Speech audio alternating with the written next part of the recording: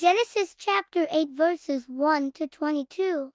Then God remembered Noah, and every living thing, and all the animals that were with him in the ark. And God made a wind to pass over the earth, and the waters subsided. The fountains of the deep and the windows of heaven were also stopped, and the rain from heaven was restrained, and the waters receded continually from the earth. At the end of the 150 days the waters decreased. Then the ark rested in the 7th month, the 17th day of the month, on the mountains of Ararat. And the waters decreased continually until the 10th month. In the 10th month, on the 1st day of the month, the tops of the mountains were seen. So it came to pass, at the end of 40 days, that Noah opened the window of the ark which he had made. Then he sent out a raven, which kept going to and fro until the waters had dried up from the earth. He also sent out from himself a dove, to see if the waters had receded from the face of the ground. But the dove found no resting place for the sole of her foot, and she returned into the ark to him, for the waters were on the face of the whole earth. So he put out his hand and took her,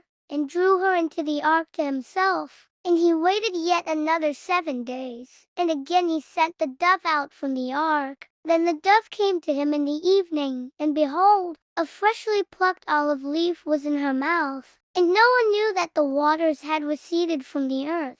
So he waited yet another 7 days and sent out the dove, which did not return again to him any more. And it came to pass in the 601st year, in the 1st month, the 1st day of the month, that the waters were dried up from the earth. And Noah removed the covering of the ark, and looked, and indeed the surface of the ground was dry. And in the 2nd month, on the 27th day of the month, the earth was dried. Then God spoke to Noah, saying, Go out of the ark, you and your wife, and your sons' wives with you. Bring out with you every living thing of all flesh, that is, with you birds and cattle, and every creeping thing that creeps on the earth, so that they may abound on the earth, and be fruitful and multiply on the earth.